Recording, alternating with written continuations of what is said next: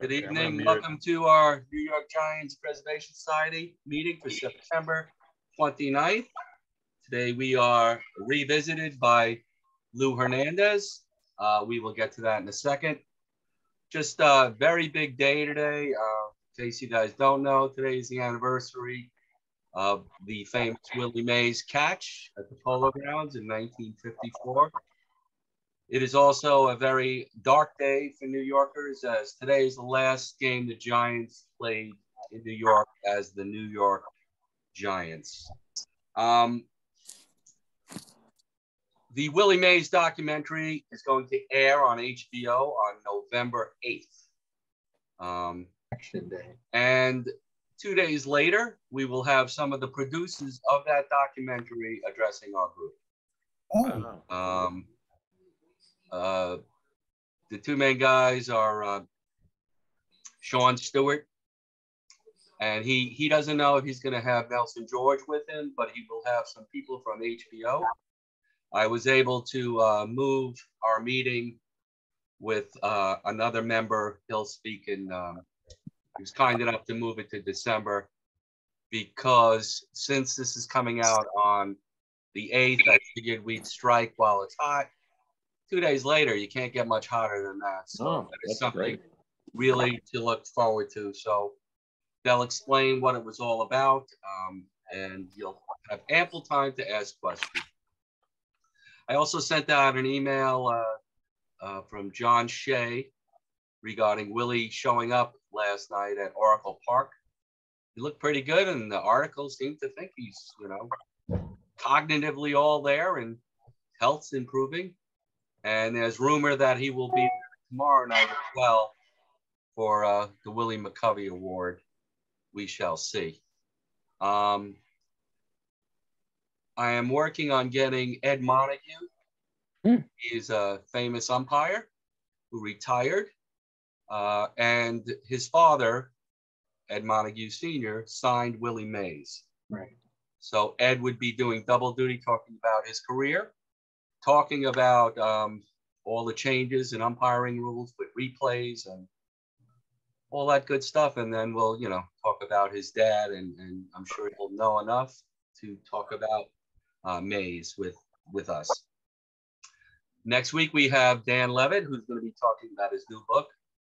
I chose Dan to do it next week because his book is all about cheating scandals and stuff. And as much as some of you don't want to admit it, there seems to be indications that the Giants might have done it. So besides Dan talking about the new book and everything in it, he'll be discussing that as well.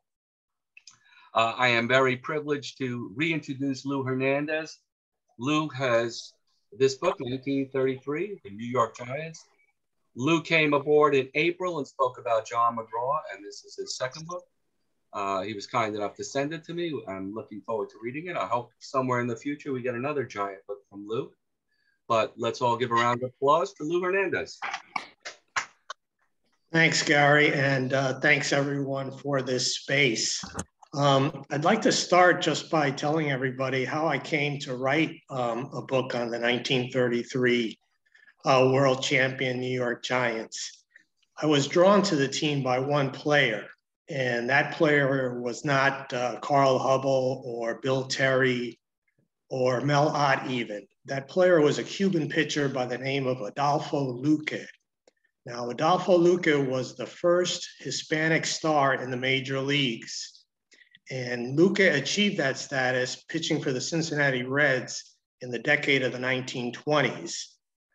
In that decade, Luque led the National League in ERA 3 times. He led the league in shutouts 3 times. But by far the greatest season he had, and one of the greatest seasons of any pitcher in the live ball era, was in 1923. Adolfo Luque won 27 games for the Reds. He completed 28 games that year. He saved 2 games coming out of the bullpen. He posted an ERA of 1.93. In fact, Luque and Pete Alexander were the only 2 pitchers in either league, American or National, that posted an ERA under 2 in the entire decade of the 1920s.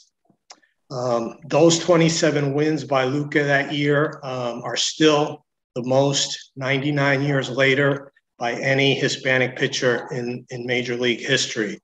The great Marichal won 26 one year, and he won 25 a couple of other seasons, but no one's ever been able to reach that mark.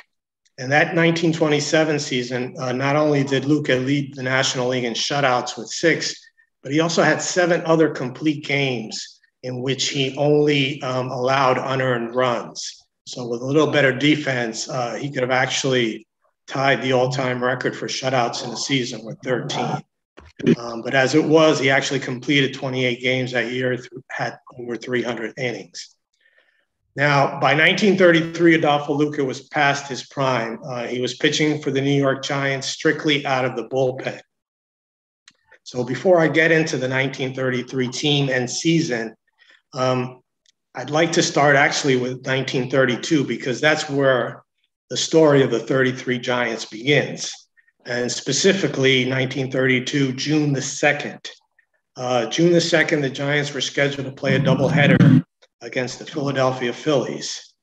The team took its regular morning infield and batting practice.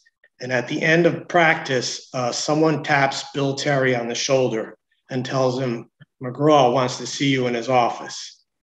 And Terry would later tell the press that he thought McGraw was going to tell him that Terry had been traded.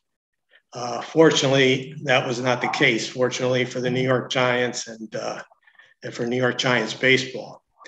What happened was McGraw informed Terry that McGraw was planning to resign effective immediately, and he wanted Terry to become manager. And Terry accepted right on the spot. He said, I'll take it. Those were his words. And we know all this because he told the press later. But Terry said, I'll take it under one qualification, and that is that the team has to be my team. I have to do things my way. In other words, he was making clear that he didn't want any interference from anyone, in particular from John McGraw. And John McGraw assured Terry that, yes, once he stepped away, Terry would be the manager. He wouldn't be making the moves. All the decisions would be his. And Terry accepted that guarantee right then and there. And he accepted the job. And from there, they went to see Charles Stoneham in his office, and they finalized everything. Now, the Giants, realizing the magnitude of this story, they canceled both of their games that day against the Phillies. The official announcement in the press box was canceled due to wet grounds. Meanwhile, the Dodgers in Brooklyn played a doubleheader. So obviously, there weren't any wet grounds as far as the cause of the cancellation. Now, once that announcement came through, the press box at the Polo Grounds emptied, and the press corps, I guess, went off to their local watering holes or wherever they would go, except for one enterprising reporter by the name of Tom Meany. Tom Meany stuck around. He was looking for maybe a filler story for next day's paper, and he went down field level, and Meany runs into a hot dog vendor, of all people. And the hot dog vendor yells out to him, hey, Meany, did you hear? McGraw is out. Terry's the new manager. And we can imagine Meany's jaw dropping at that point. Meany rushed over to the Giants clubhouse. The door was locked, but sure enough, there pinned on the door, a white sheet of paper that said McGraw resigns, Terry new Giants manager. And that's how Tom Meany scooped every newspaper in New York that day. Now, the next day, June 3rd. I have to call you back. I'm on a Zoom. Okay? Next day, June 3rd, Lou Gehrig hit 4 home runs in a game against the Philadelphia Athletics. And the story in the papers the next day were still filled with John McGraw's resignation. As it usually happens with big stories, there's the initial announcement in the paper the next day, and then there's follow-up stories the next day. So Lou Gehrig's 4 home runs were relegated to second-tier column space by John McGraw's resignation. It was probably the biggest story in baseball since Babe Ruth's 60 home runs in 1927. The team Bill Terry took over in 1932 was a poor team, and it finished a poor team under Bill Terry. The Giants finished in 7th place, well ensconced in the 2nd division, 8-team league, of course. Now, as I do in the book, I'm going to try and follow the same format in the presentation. I'll talk a little bit about the players, the starting players, mention the season a little bit, and then close with the World Series. The 1933 season or year, let me give you a little background. 1933 was the height of the Great Depression. The Dow Jones started the year at 55 and change, if you can believe that, and it closed the year at 99 and change. Of course, the Dow didn't have as many components as it does today. The world was a far less globalized place than it was today, but that and another indication, unemployment was 24.5% in 1933, which meant that every able-bodied worker, 1 out of every 4 able-bodied worker was out of a job. 1933 was the year of soup kitchens and bread lines. So that was the backdrop of 1933. And when I look back on that year from a distance, of course, I'm reminded of the great James Earl Jones line from Field of Dreams, where he said something like, Roy, baseball is the only constant.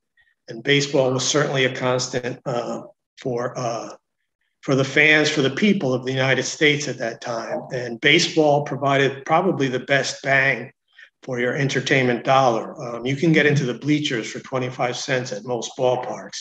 And if you were lucky, you got to see a doubleheader on certain days. The only comparable bang for the entertainment buck in 1933 was a movie ticket. You can see a double feature for the average price of 35 cents that year in the movies. So to start the season, just let me tell you one quick thing about spring training. The Giants trained in 1933 in Los Angeles, California.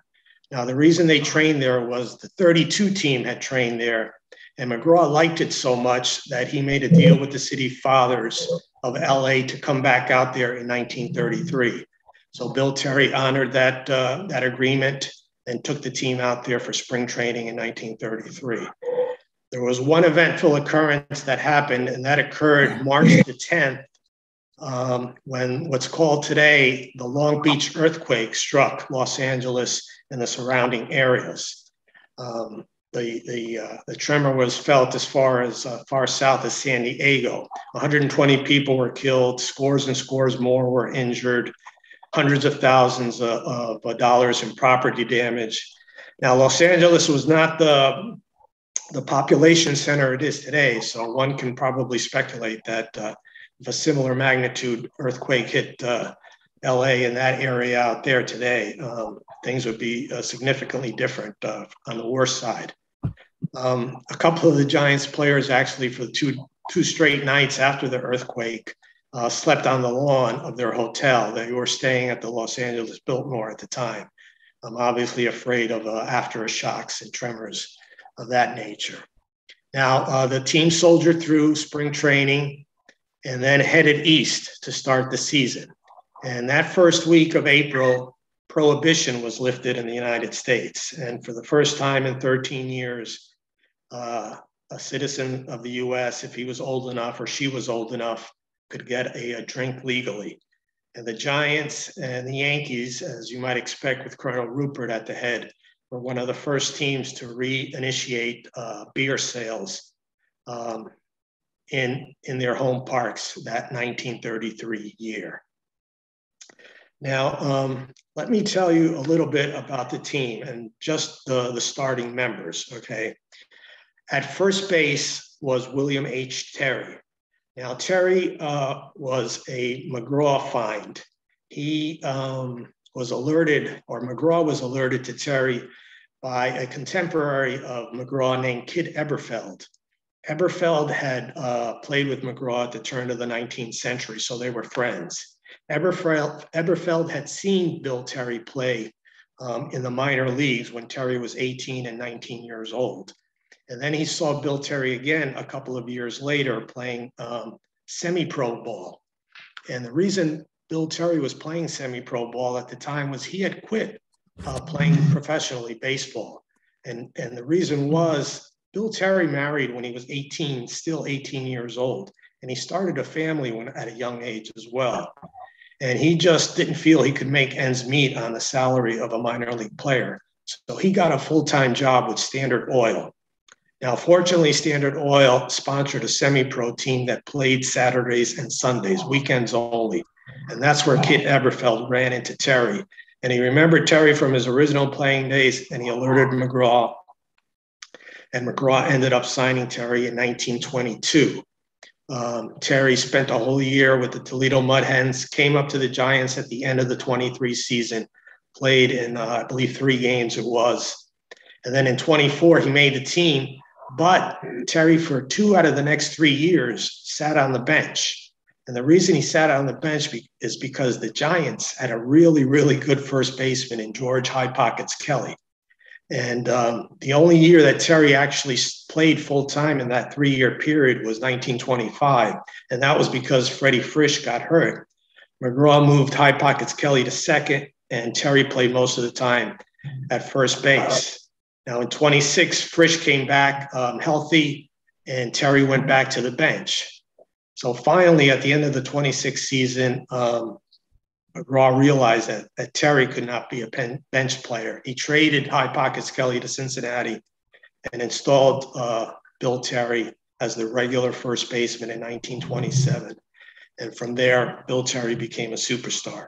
Bill Terry didn't really actually start playing full-time until he was 28 years old. Again, he missed a lot of early years because of family commitments that he decided by his own choice. And then they had those 3 years behind George Kelly on the bench. At second base, and then Terry became a superstar, as I mentioned. At second base, the Giants had Huey Kritz. Now, Huey Kritz was considered the best defensive second baseman in all of baseball. And I checked his defensive stats on Baseball Reference. In 1933, Huey Kritz accumulated a defensive WAR of 4.0. And I'm no expert on analytics, but I know it is very, very difficult to accumulate a defensive WAR of 4. Huey Kritz had an outstanding 1929 season with the Cincinnati Reds. And the following year, he held out for more money. He held out. He didn't go to spring training. He missed the first 3 weeks of the season.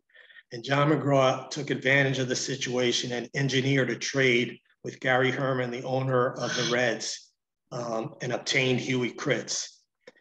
And it was one of John McGraw's best trades that he ever made. That trade solidified the right side of the Giants defense for most of the 1930s.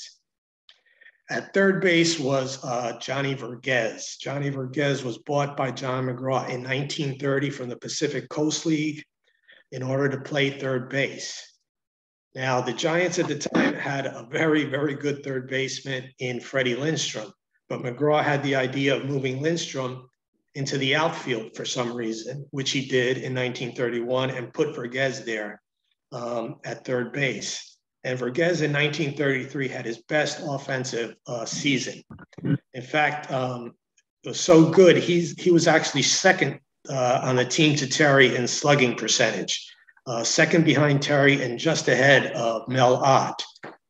But unfortunately for Verghese and the Giants, Johnny Verghese played his last game on August 31st of that 1933 season. He was stricken the next day with appendicitis, and he had to have an operation. And in those days, operations, certainly appendicitis type of operations, were a lot more complicated than they are today. Verghese took 2.5 to 3 weeks to recover.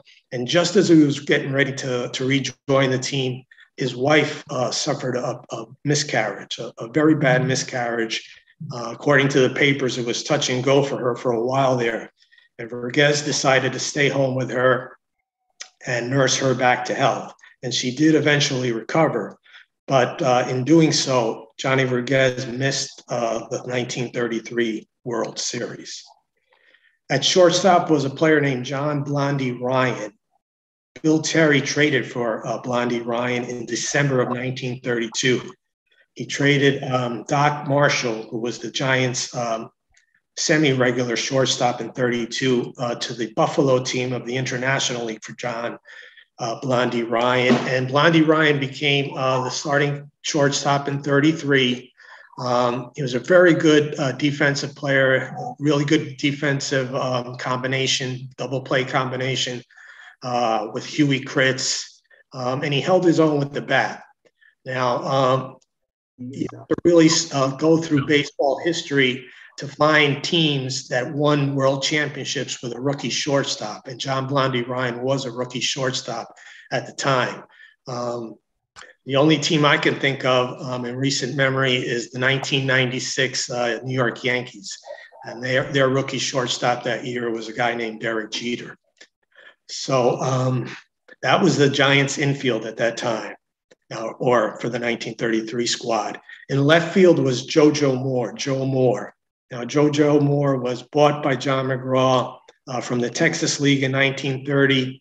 And he, for the next 2 years, never quite impressed McGraw enough to earn a lot of playing time. And in 1932, when Terry took over the team, Joe Moore was in the Giants minor leagues in one of their quasi-affiliate minor league teams. And the first transaction Bill Terry did as Giants manager within a week of taking the helm in 1932 was to recall Joe Moore and put him in left field. So obviously Terry saw something in Moore that McGraw had not. And just 2 years later, in 1934, Bill Terry called Joe Moore the best defensive left fielder he had ever seen. The Polo Grounds had a very tough sun field, just like Yankee Stadium in left. So defense was at a premium in that position. Center field was another Terry acquisition, player by the name of George Kiddo Davis. Kiddo Davis came over to the Giants in December of 1932. Terry engineered a trade with a three-team trade, actually, between Philadelphia, Pittsburgh, and the Giants, and obtained Kiddo Davis. In that trade, Freddie Lindstrom was traded to the Pittsburgh Pirates. Now, the reason for that was Lindstrom requested a trade. It seems that Lindstrom was under the impression that if McGraw ever decided to step aside from managing the Giants, that Lindstrom thought that he was going to be the natural successor. And he told the press that he actually told the press that McGraw had told him that he would be the manager if McGraw ever stepped away. So he was what you might call a disgruntled player in 1932. He asked to be traded, and Terry accommodated him. Now, right field was Melvin Ott. I guess everyone knows the story of Mel Ott being sent to the New York Giants on the recommendation of an acquaintance of John McGraw named Harry Williams. Harry Williams was a businessman in New Orleans, and Ott tried out for McGraw as a 16-year-old in September of 1926, and apparently he impressed McGraw enough where McGraw said, "Kid, I'll send you a contract in January." And sure enough, McGraw did. Ott signed, he reported to spring training, and he made the team as a 17-year-old in 1927. And the rest, as we know, is history. Behind the plate was another Terry acquisition, Gus Mancuso. Terry traded 3 second-tier pitchers in December 1932, plus the Giants' backup catcher, Bob O'Farrell, to the St. Louis Cardinals to get Gus Mancuso. And Gus Mancuso did a great job with the pitching staff. In fact, Bill Terry pointed to Gus Mancuso at the end of the year as being a key reason why the Giants won the pennant. They won the pennant, as most teams do, with their pitching staff. And I'll get to that in a second. Mancuso handled the staff really well, especially 2 young pitchers that really blossomed that year in 1933. Now, the pitching staff was headed by Carl Hubbell. Carl Hubbell was bought by John McGraw in 1928 from Beaumont of the Texas League. Reports of the day said the purchase price was $40,000. Other reports later said it was closer to $25,000. But either way, that was a hefty price to pay for one player that never had played in the major leagues. Now, it took a couple of years for Hubbell to develop, as sometimes it does for left-handed pitchers. In 1933, Carl Hubbell had the best season of his career. It was the first of 5 consecutive 20-win seasons. Hubbell won 23 games, had an ERA of 1.66, so he was virtually unhittable all year. And not only that, he was really a workhorse, and I mean a workhorse. He appeared in 45 games that year, started 33, saved 5, which tied for the club lead in saves. However, I contend that Terry used him sometimes needlessly. If you take those 45 appearances, 33 starts, 5 saves, that leaves 7 games in which nothing happened. Any other pitcher could have been in there. But Hubbell, as I said, he answered the bell every time Bill Terry called on him. He accumulated a WAR of 9, which is very difficult to do for a pitcher. The number 2 pitcher on the staff was a young right-hander, 23-year-old right-hander named Hal Schumacher. Now, Hal Schumacher was tipped off to McGraw by Art Devlin, who was a former Giant player, and McGraw, or Devlin, actually signed him, Schumacher, right off the campus of St. Lawrence University in Canton, New York. He signed Schumacher a day after he completed his junior year. And Schumacher reported right from college campus to the Polo Grounds, and he actually pitched in some games in that 1931 year. He pitched some for the Giants in 32. He wasn't very good, but as I said, 1933, he blossomed. He won 19 games. He appeared in 2 other games out of the bullpen, had 1 save. The number 3 pitcher for the Giants was a veteran, Freddie Fitzsimmons. Freddie Fitzsimmons had won 20 games for the Giants previously. McGraw had bought Fitzsimmons from the Indianapolis Club of the American Association in 1926. Freddie Fitzsimmons said the first time he put on a Giants uniform was the first time he ever saw a Major League Baseball game. And Fitzsimmons in 1933 won 16 games for the Giants, 2 games out of the bullpen. He was a solid innings eater all year. He had 250 innings, as did Schumacher. I don't know if I mentioned Hubbell had over 300 innings pitched that year. Now, the number 4 man in the rotation was a right-hander, big strapping right-hander named Roy Parmalee. Now, Roy Parmalee was a very hard thrower, but he had control issues, which prevented him from becoming a very good pitcher. But somehow in 1933, probably thanks to Mancuso behind the plate, he was able to harness that wildness and had his best season ever. He chipped in with 14 wins for the Giants. Terry did not use him out of the bullpen. And 14 wins from your number 4 starter, that's a big shot in the arm for any team. Now, the bullpen consisted primarily of 2 men. And the first was Herman High Bell. High Bell led or tied for the Giants' lead in saves with 5 with Carl Hubbell. Terry used him as a spot starter, second games of doubleheaders, but primarily he was a bullpen man, and he was a stabilizing force for the Giants in 1933.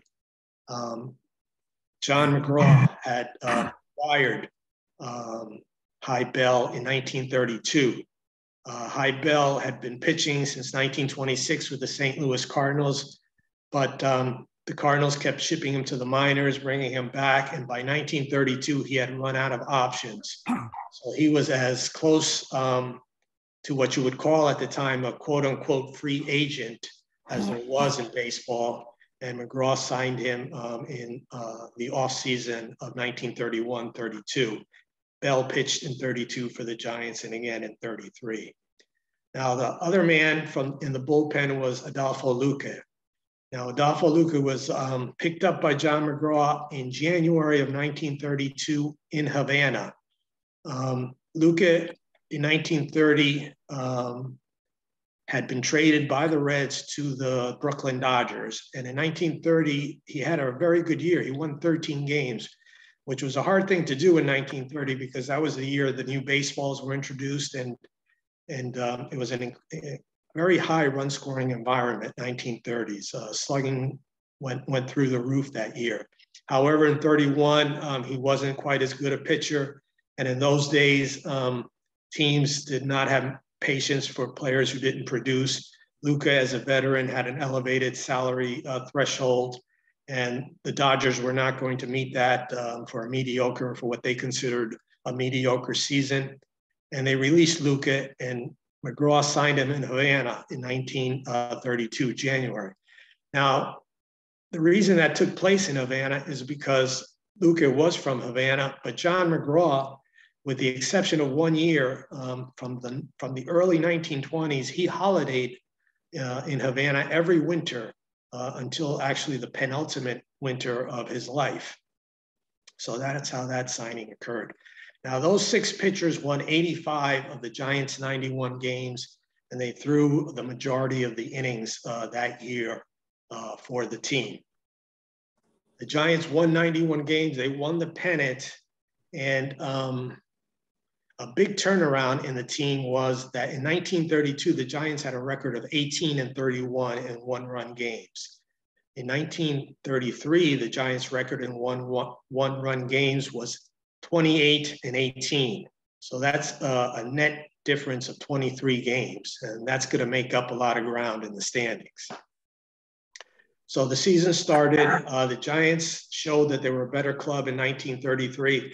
Well, let me mention one quick thing that I forgot. The outfield, Bill Terry traded his backup in June of 1933 to the Brooklyn Dodgers and obtained Lefty O'Doul. Lefty O'Doul wasn't quite the great hitter he was in previous years, but he was still a solid hitter, and he added very valuable depth to the Giants outfield in 1933. Okay, so the season started. The Giants played pretty well. They were in third place the first 2 months of the season behind Pittsburgh and St. Louis. By the end of June, they improved and had taken over first place. June 30th, they were 2.5 games in the lead. 2 days later, July 2nd, 1933, the Giants made a statement to the rest of the league that they were the team, or that at least they were going to be there the whole way, and they possibly were the team to beat in the National League. And that statement consisted of winning a doubleheader at the Polo Grounds Sunday, July 2nd. 18 innings of baseball was scheduled, but instead 27 innings of baseball was played. Carl Hubbell threw a 1-0, 18-inning complete game.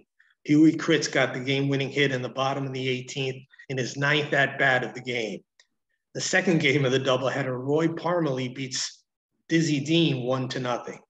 And from then on, the Giants took a 4.5 game lead on the rest of the league, and they were never headed from that point on. They stumbled a bit in July, but regrouped in August, had a great August, especially a road trip that they had. They won a ton of games, and they really ended up coasting to the pennant, even though they only won the pennant, I say, by 5 games. They really played kind of mediocre the last week of the season. Pittsburgh, who finished second, was able to make up some ground. But they were, by September, really, they were destined to win the pennant, and they did.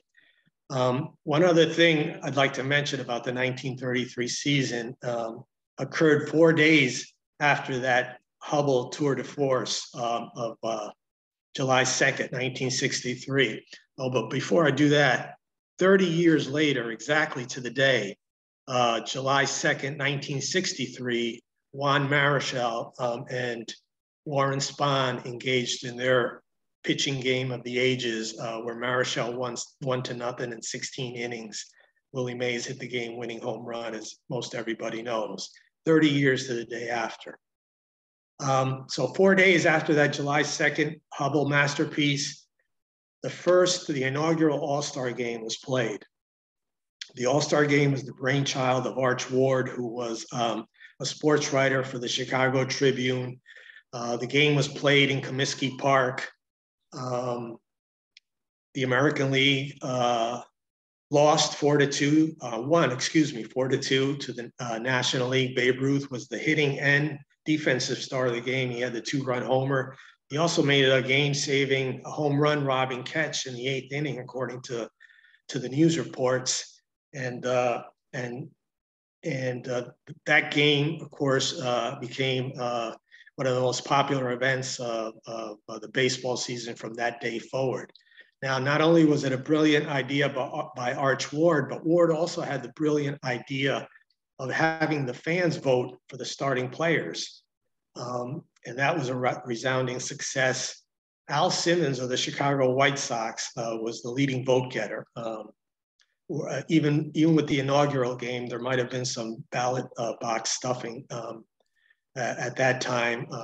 In the All-Star game, he beat out Babe Ruth by 25,000 votes. Simmons had 342,000 and change, and Babe Ruth 25,000 fewer. The leading vote getter on the pitching side was Lon Warneke, who was a right-hander with the Chicago Cubs. Lefty Grove was the second highest vote tabulator for the pitching core. Now, each team only took 18 players.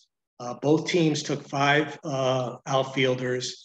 The American League took 6 infielders. They took a backup at first and second, but Joe Cronin, who was voted as the starting shortstop, and third baseman, hometown favorite Jimmy Dykes of the White Sox, there were no backups for them. They were slated to play the whole game, and they did. Now, the National League actually took 1 extra infielder. They took 6 infielders, a backup at every position except first base for Bill Terry. Terry played the whole game. There was no backup for him. Both clubs took 2 catchers, and the American League took 5 pitchers, the National League only 4. So that's your 18 total. Now, before the game, all 3 pitchers that were scheduled to pitch were announced in the newspapers and by the clubs. In the National League, the pitchers were Lon Warneke of the Cubs, Carl Hubble of the Giants, and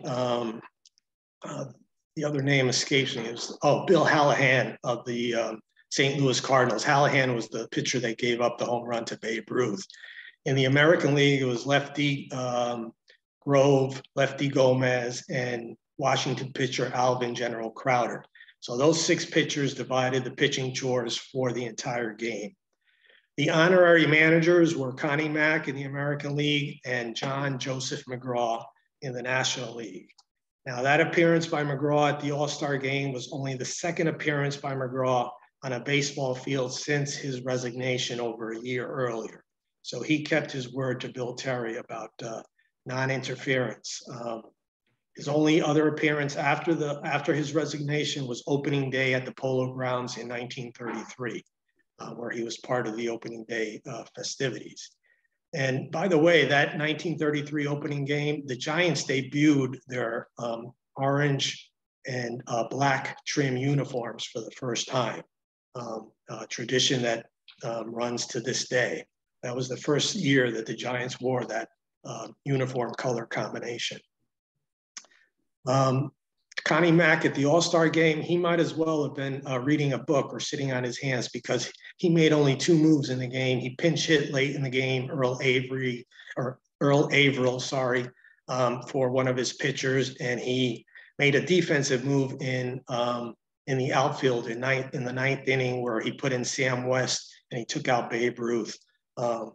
McGraw, meanwhile, with his team behind, was more proactive. He made 4 pinch hitting moves and 1 defensive substitution. He was asked, McGraw was, at the end of the game, whether managing again had rekindled any of his juices and whether he was considering coming back. And he said flatly, "No, I have quit." Those were his words, exactly. So the Giants won the pennant, and they faced the Washington Senators. Now, the Washington Senators were a very good team that year. They won actually 99 games, 8 more than the Giants. and they beat the New York Yankees, who finished in second place by a good 8 games, 8.5, I think it was. And the Senators were favored in the World Series. Now, the first game was played at the Polo Grounds. And of course, Carl Hubble was on the mound. It was a beautiful day, and Hubble, as he had done all season long, answered the bell. He beat the Senators 4-2. The 2 runs against him were unearned. Mel Ott, in his first at-bat, hit a home run for the first Giants run. The next day, game 2, Hal Schumacher started, and Schumacher delivered one of the best games of the season. He beat the Senators 6-1, complete game. His entire family was in the stands from upstate New York, where he was originally from. So it was a great day for him and a great day for Giants fans. The series shifted to Washington the very next day. There were no off days in the World Series of 1933. And in game 3, Washington kept hopes alive for their fans. A pitcher named Earl Whitehill completely stymied the Giants and defeated the Giants 4-0. Freddie Fitzsimmons started the game. He pitched 7 innings, and High Bell came in to pitch the 8th in a mop-up role. Now, game 4, Terry decided to come back with Carl Hubble on 2 days rest. And Hubble, again, answered the bell. He beat the Senators 2-1 in 11 innings. The 1 run was unearned. In total, Hubble pitched 20 innings in that World Series and no earned runs allowed. Blondie Ryan got a key or the game deciding single in the top of the 11th. Bill Terry got the Giants' first run with a home run. Now in game 5, Giants up 3-1. Bill Terry decided to use Hal Schumacher, bring him back on 2 days rest. Now, I contend, and I said so in the book, maybe a more prudent move would have been to start Roy Parmalee that day and save Schumacher for game 6 on full rest, and then have Hubble ready for game 7 on full rest too, if needed. But Terry decided, I think he was too much influenced by Schumacher's great game in game 2. And he brought Schumacher back on 2 days rest. And Schumacher made Terry look like a genius for the first 5 innings because he shut out the Senators.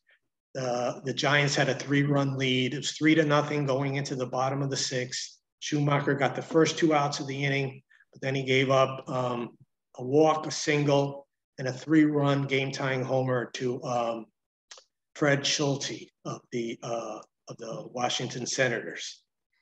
And usually that's the time when a pitcher is going to exit the game, called out by the manager, but Terry let Schumacher face 2 more batters, and Schumacher was obviously tired. He gave up another hit, and then there was an infield error that allowed the runner to go to third base. Then Terry finally took out Schumacher and brought in Adolfo Luque. Luque got the final out of the inning, and the game proceeded scoreless for the next 3 innings. Jack Russell was pitching in relief for the Senators. He pitched 3 scoreless innings. Adolfo Luque pitched 3 scoreless innings. In the top of the 10th, Mel Ott hit a home run, and Adolfo Luque came out for the bottom of the 10th to try and secure the Giants' World Championship victory. He got the first 2 outs of the inning, and then he ran into a little bit of trouble. He walked a batter, gave up a hit. And Joe Kuehl came up to the plate. Kuehl was the top RBI man of the Senators, but Luque got ahead of him 0-2, and then threw what one sports writer described as a curveball that would have done Mae West credit and struck out Joe Kuehl, and the Giants won the game and were world champions. And Adolfo Luque, as a winning pitcher, became the first Latin American pitcher to win a World Series game. 2 innings earlier, he had gotten a base hit off Russell, thereby becoming the first Latin American player to hit safely in a World Series game. In the top of the 8th, he struck out the side. He became the first Latin American pitcher to strike out the side in a World Series game. I'll just close by giving you a quote by John McGraw. McGraw, as I said, kept his word. He only appeared in 3 instances on the ball field after his resignation. I mentioned the first two. McGraw was also at the Polo Grounds for Game 1 of the 1933 World Series. This is McGraw. It's full time to realize that Bill Terry has done one of the greatest jobs in baseball. I haven't seen a team that pulled together better, that showed more winning spirit on the field, or that had more consistently resourceful pitching. In a short series, pitching is fully 75% of the game. And the marvelous work of Hubble, Schumacher, and Luca turned the scales in favor of the Giants. Now, when I first read that quote, I found it very sincere, and I think McGraw was sincere. He was very happy for the Giants, very happy for Terry. And that concludes my presentation. It was a very unique team in a very unique period of time for the country, and a very unique year for our great sport. So thank you, everybody, for sticking around. Lou, that was, again, fabulous. You know, this is twice now you've talked about players from the 1900s to the 1935. Your research is fabulous. I mean, really, all the credit for you. Lou, where could the group get the book? If the best place to get the book? Best place is Amazon. As far as delivery and price, I haven't seen anything that can beat it. Perfect. Thank you so much. I got a couple of questions for you. Sure. I'll start them off. Now, in your previous discussion, you talked about McGraw's penchant for platooning.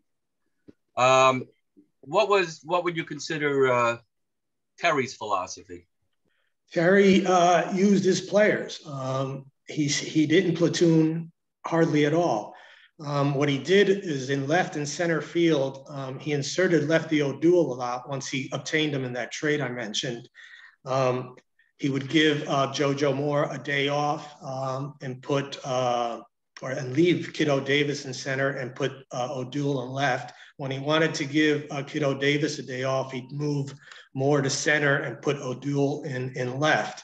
And of course, Mel Ott played just about every game. So as far as that's concerned, the outfield was just those four players, and they performed, especially Ott with the bat, performed exceptionally. So did the infield, by the way. In fact, the core defensive positions, Mancuso, by the way, caught every single inning of that 27-inning doubleheader on July 2nd, 1963. He caught Hubble's 18 innings, and he came out to catch Parmalee's 9 innings. So Mancuso was behind the plate. They had the good double play combination in Kritz and Blondie Ryan, and Kiddo Davis was a very good outfielder. So up the middle, they improved themselves, and I think it was reflected in the difference in the won-loss records from one year to the next. Thank you. My other question was... Terry was not a platoon man, to answer your question correctly. My other question was, you went over each position. It seemed like other than Hubble, Ott, Terry, and Schumacher, who were from the Giants farm system, everybody else was acquired via trade. Was the Giants farm system at that point poor? I wouldn't call it farm systems. This was an era where scouts whispered into people's ears. I'll give you an example. Roy Parmalee, his manager at Toledo was Casey Stengel, and Casey Stengel is the one who alerted John McGraw to Roy Parmalee. I mentioned Schumacher. Art Devlin was a former Giant player. He's the one that told McGraw about Schumacher, and McGraw told Devlin, if he thought that much of him, to sign him. JoJo Moore was purchased from the Texas League by McGraw, actually. So there wasn't still a farm system, so to speak. Maybe the one exception was the Cardinals. I think Branch Rickey by the 1930s was really at the fore as far as establishing that minor league system, which he had layers and layers of minor league teams. So no, there wasn't really per se the farm system that we know. The Giants had maybe a quasi farm team in Jersey City, but it was mostly recommendations. Ott was a recommendation to McGraw by Harry Williams. Terry was a recommendation, as I mentioned. So no, the farm system really had not come into being yet, with possibly, as I said, the exception of the Cardinals and Branch Rickey. Lou, thanks again. Mars, you're up. Well, thank you, Lou, for joining us. As you know, Pleasure. 1933 New York Giants cap, and this is the Washington Senators cap from that era. It's also Washington High School in Manhattan, which I wore this cap on the baseball team. Also wore this same kind of cap as the Washington Senators. But what I wanted to talk about was 1933 and 1951 were probably the most memorable seasons passed on to me by my pop. And in 1933, he worked for Harry M. Stevens. So when the Giants were home, he worked in the Polo Grounds as a vendor. And he worked at Yankee Stadium when the era. But what he passed on to me was the players that you mentioned, like Huey Quick, were probably about the Big Four, which was the starting four pitchers. And the Giants were a low-scoring team that year, he told me. So they relied on the great pitching staff. So these were the most touching year that you talked about tonight was 1933, because of all the stories my pop passed on to me was the 1933 Giants and his World War II escapades in North Africa and in Naples. So thank you very much for coming on to our Zoom meeting. I really appreciate it. You're welcome. I'm glad to hear that. That's a very poignant story. Thank you. Thanks, Mars. We'll go to Bill Karen. Bill, you're up. Thank you very much, Lou. That was a great presentation, very enjoyable and very knowledgeable. What I wanted to mention is that I looked up some of your books online, and most of them on the Latin American baseball history. Mm-hmm. They're either out of stock or on Kindle.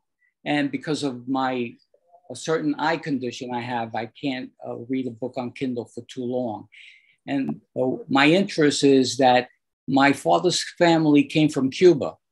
Oh, really? My paternal great-grandmother and my paternal grandfather would talk to me a lot about Martin de Eagle, Luis Tion Sr., Adolfo Luque, Camilo Pascual. So I was trying to get the book that you wrote on baseball's great Hispanic pitchers, but the library here doesn't have it. And I was wondering if there were any other places where I might be able to maybe at least read some of those books, because I'm very much interested in that history because of my father's side of the family that they told me so much about. And of course, Minnie Minoso and all those other guys, yeah. Yeah, that's great to hear. As Gary mentioned, Amazon should be able to provide them to you.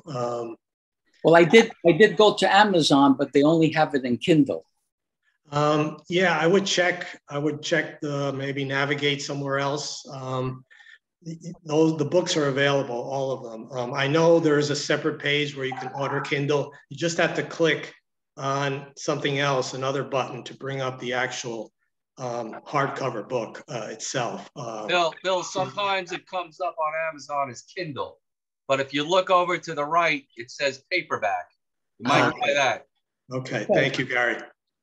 Okay, thank you very much. Bill, before you go, do I say your last name correct? It's Caron. In Spanish is Cajon. All right, I apologize. Everybody make that mistake, so it's okay. All right. Nothing nice to meet you, Bill. Yeah, likewise. Mr. Klink, you're up. You pronounced it right. So I'll give you that much, Gary. Thank you. Two questions. One about O'Doul and the other about Luque. But first off, I do want to read this book. Before my time, but anything about the Giants is worth reading after all. I wanted to ask you this about O'Doul. Am I correct here? He only really had a pinch hitting role in that World Series? That's correct. Okay, so why? This is a guy who's coming off some of the best seasons ever. you know, a case can be made strong for him to be in the Hall of Fame. I know 9 years. Don't give me the 9-year business. 11 years. Well, He played in the majors 11 years. 11 years if you count. I have a personal connection there. Yeah, Bill, Lou, Tom O'Doul is Lefty O'Doul's cousin. Yeah, Oh, really? Oh, great. I'm not pandering here, Tom. Excellent. I'm just, you know, Go ahead, Bill. don't even get me going on O'Doul because what he did with Japan and everything else. Well, you should be proud because Lefty O'Doul got the game-winning hit in Game 1 as a pinch hitter. Game 2. No, Game 2, he pinch hit, 1 at bat, 2 RBIs, and a single. He later scored in that inning too. When the I thought it was Game 1. Okay. So he's a lefty. Why isn't he starting against righties? Well, he might have started a few games in there, but Terry was set with his outfield as it was. And remember, he didn't join the team until mid-June. So maybe that was another reason. Kluszewski didn't join the White Sox until the end of August, but Senor Lopez saw fit to play him all the time. I don't know. Anyhow, Luque. I didn't know a lot about him. I know a lot more now. I'm very appreciative. Is he, obviously he's not going to be in the Hall of Fame. I'm back to Hall of Fames. But is there a Hispanic Hall of Fame that he's in or consideration has been given to him? Yeah, he's in the Japanese Baseball Hall of Fame, the Pacific Coast League Hall of Fame, and the Baseball Reliquary. He is not in Cooperstown. We're still working on that. He's still eligible. He was on the ballot for the early baseball era ballot, came out last year. He only received 5 votes on that, so he was not inducted. Buck O'Neill was. He's still eligible for the Buck O'Neill Award, which comes up every couple of years. And he's still eligible to be in the Hall of Fame in the early baseball era. Tom, I think Bill was asking about Luque. I was asking about Luque. Is there any? I'm sorry. I'm sorry. That's okay. That's okay, Tom, but thank you for putting that in. Luque. Yeah, Adolfo Luque was elected to the Cuban Hall of Fame.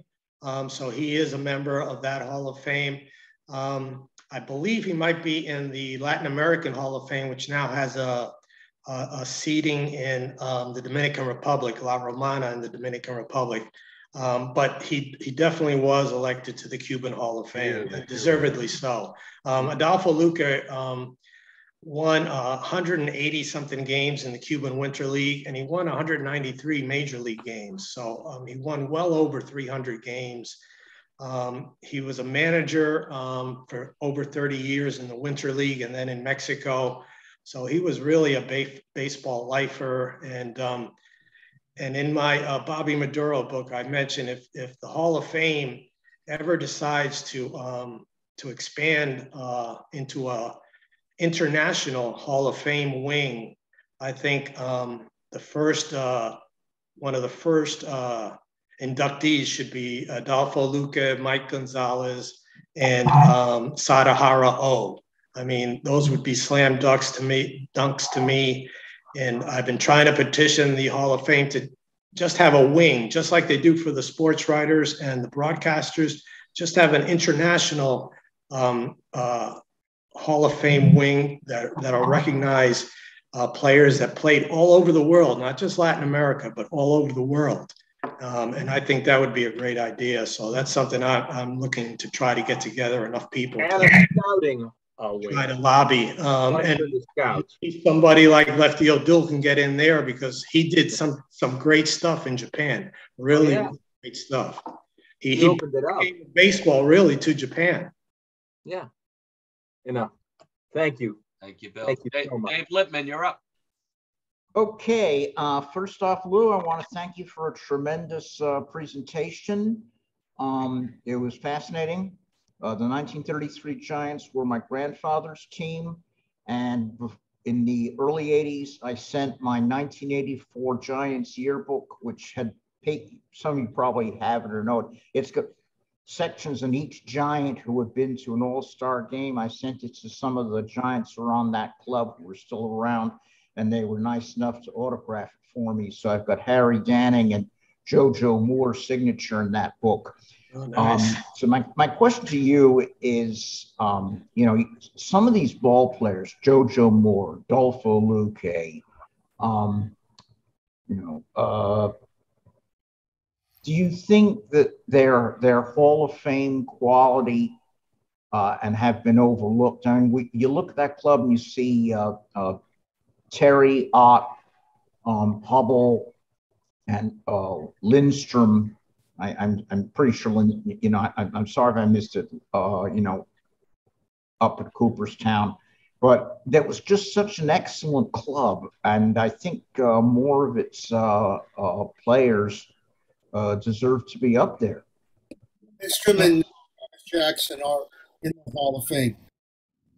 Yeah, they are. There are a lot of New York Giants from that era in the Hall of Fame. And some people have criticized those selections like of Lindstrom and Jackson because the Veterans Committee in those days were formed by veteran players, and a lot of them were former New York Giants. But the Giants did have a lot of, or do have a lot of representation in the Hall of Fame. The Giants of the 1920s and 30s, they do have representation there. But to answer your initial question, JoJo Moore, no, he's not a Hall of Famer. Adolfo Luque won 193 games in the major leagues. And when he retired, 200 was usually the threshold for starting pitchers for wins to be considered. So he got very little consideration.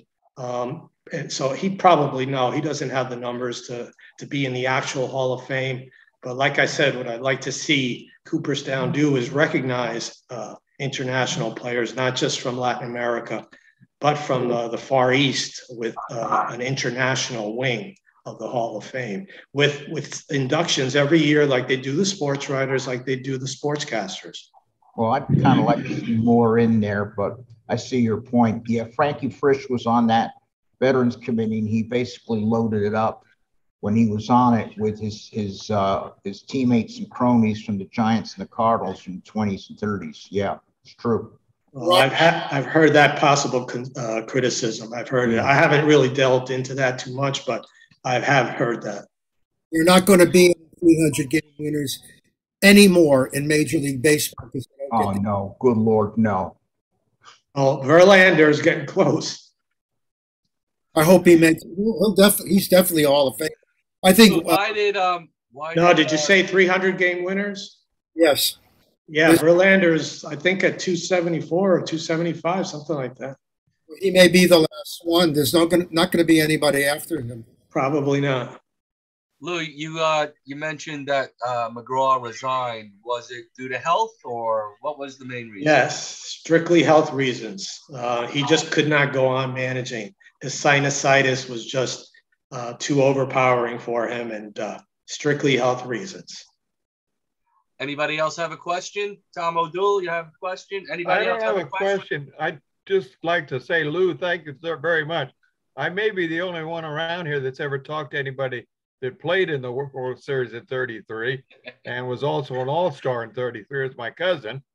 And one of his proudest moments was that single that he got in the World Series. I've asked him, several times, what do you really remember? What were some great moments in your baseball career?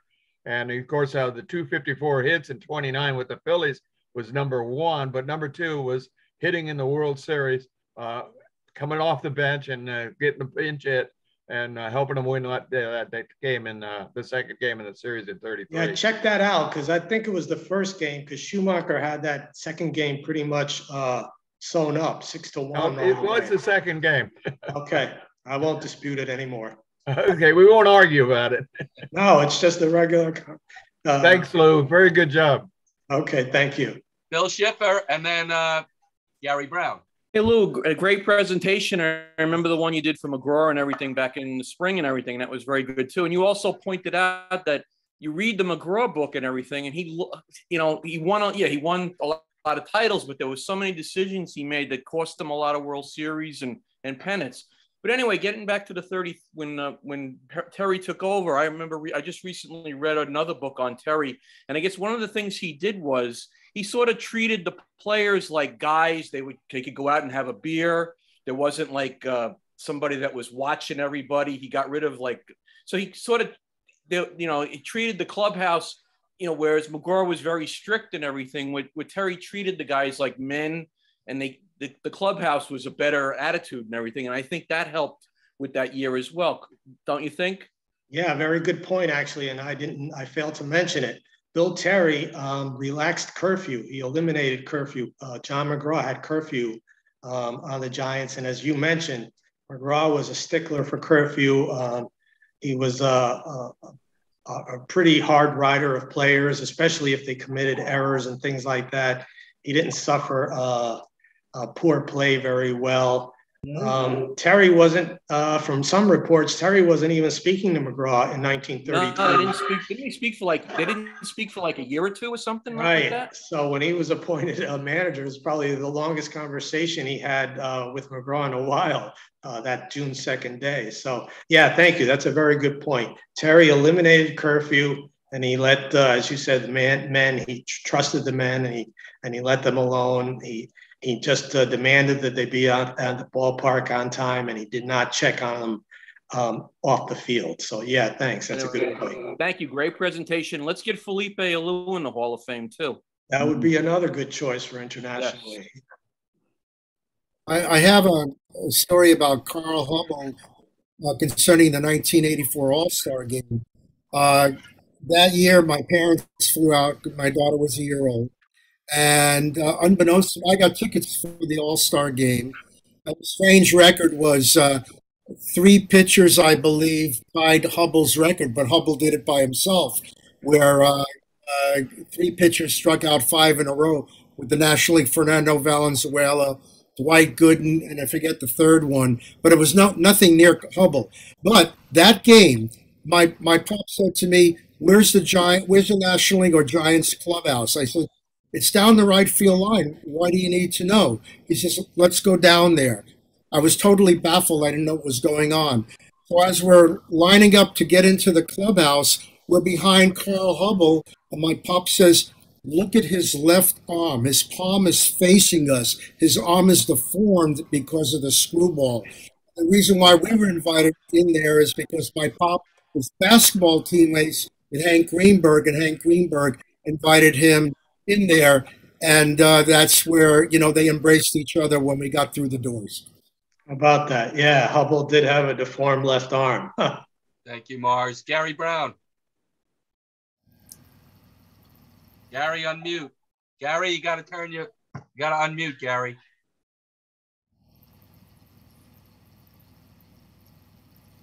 Gary, you have to unmute. There you go. I'm good now? Yep. Thank you. Lou, great presentation. And Thank you you. mentioned before about Dolph Luque, and he actually had a little bit more of a connection indirectly with the Giants in the early 50s, because when Sal Maglie jumped to the Mexican League in 1946 and went to go play for Pueblo, Luque was his manager. It seemed like they were waiting for each other. Yeah. And it was Luque who taught him to become a curveball pitcher. And the curveball had broke it in one location, Mexico City, wouldn't do that. So he went to a variety of curveballs, and really both of them were the same type of pitcher. Neither of them were what you call strikeout artists. He has amazing control. And Luque needed the curveball. He pitched until he was 43, and Maglie pitched until he was 40. So, yeah, they were kind of 2 peas in the same pod. But if it hadn't been for Luque, Maglie wouldn't have become the pitcher he became for the Giants when he came back in 1950. Yeah, you're right. Sal Maglie is often referred to Adolfo Luque as the reason for his renaissance. And Luque was, especially towards the end of his career, a breaking ball, especially a curveball pitcher. And you actually made me think of something. Adolfo Luque, I mentioned all the firsts for Latin American players. Luque became the first pitching coach, Latin American pitching coach in the major leagues with the New York Giants after his playing days. Bill Terry contracted him. And then when Mel Ott became manager, obviously he thought enough of Luque to also contract him. So Luque stayed with the Giants through the 30s and into the 40s. There was a couple of years in between with the transition with Terry to Ott that he was not involved with the Giants. I don't know if it was a contract dispute or something, but he was with the Giants for a good portion of the 30s and into the 1940s as pitching coach after he retired. And one other point, you say about 33, of course, when they won it all, but it's very, very possible, with a little bit of imagination, that they could have had a mini dynasty between 1933 and 1937. Of course, they won 33, pennants in 36 and 37. They hadn't thrown up all over themselves in 34. The Cardinals, that could have been another pennant. And if Chicago hadn't whizzed by them in 35, that could have been 5 in a row. Yeah, 34, definitely. They blew it at the end. The Dodgers, yeah. Yeah, Terry comment about the Dodgers, right? Yeah, Terry was bitten in the butt with that comment as far as whether the Dodgers were still in the league or not. So yeah, I agree with 34. 35, I'm not that familiar with the outcome of that season, but they won again. They won again in 30. Chicago ran something like 16 or 17 in a row. Really? Okay. But then again, as you said, 36 and 37, they won. But lost to the Yankees. So yeah, they could easily have had that 5 straight pennants. I don't know if you're aware of the story. Of course, the one story in 34 was, was Terry saying the Dodgers still in the league. Right. And there was another comment. Max Carey was still the Dodgers manager, and he bet Terry, "I'll bet you a suit of clothes you don't hit over 300 and play over 150 games." He said, "I'll take that bet." And it turned out Terry played all 153 games, hit 354. So the suit that he got from Max Carey was kind of like a consolation prize somebody gets in a game show. Yeah. I wonder why he would make a stupid bet like that, because from the time Bill Terry took the first base bag on a regular basis, he played almost every game, and he hit over 300 except for his maybe his final year, I think it was, that he didn't. So yeah, that was kind of a sucker's bet. Well, I guess because Terry was 35 years old at the time, and he might have been slowing down a little bit. Okay, he was 35. Okay. But then Terry got fired a few weeks later, and Stengel took over as manager of the Dodgers. Okay. Finish. I got a question. You're undoubtedly proud of your heritage. No book on Luque then? No book on Luque, at least not yet. But as I mentioned in the opening of the book, I actually mentioned why I was drawn to the 33 team. I have written a lot about Adolfo Luque in my other books. There have been a lot of things written about him, and I use this book sort of as a supplement to his career, rather than writing the same thing over and over again. I think I've done a pretty good job over the different books of really consolidating his entire career. But yeah, that would have been a good biography to write. But he only had one descendant. It was a girl. He was married a couple of times, but he ended up marrying, his last wife was a Mexican national, and he was in Mexico, as I said, as a manager for many, many years. He ended up dying of a heart attack unexpectedly in 1957. He was only 66 years old. So, he was definitely a unique individual, and definitely meritorious of the book. Lou, didn't Luque finish his career with the Brooklyn Dodgers, and he was instrumental as a relief pitcher? Yeah, actually, he played with the Dodgers right after the Cincinnati Reds. He was traded by the Reds to the Dodgers in 1930, spent 2 years with the Dodgers. He had a really good 1930 season, but then he tapered off in 31, and the Dodgers let him go, and that's when McGraw signed him in 1932 for the Giants. So yeah, he played for both New York teams. Bill, you want to wrap this up? Just a real quick, this is real quick wrap. Mars, take a look at my comment about the 84 All-Star game in the comments, in the chat for you. Guys, let's give it up for Lou Hernandez. Lou, again, fabulous. Please write another book. Thank you, Gary. I really appreciate it. Thank you, Lou, very much. It was great. Wonderful, Lou. Thanks, everybody. Thanks for your time. Thank you. We'll see Dan Levitt next week, next Thursday at 7. I'll be in the room to shut down. But Lou, again, thank you so much. Fabulous. Pleasure. Be well, everybody. Bye. Lou. Barry, I'll see you in 3 weeks. I'm getting on the train on Monday and taking Amtrak with my wife in a bedroom car across the United States. Good for you. I'm jealous. Oh, wow. Cool. Good for you. Have a good time. That is going to be, and we're going to Virginia, and we are not going to see a football game because I don't want to get divorced. That's funny. Let me shut this off. Your comments.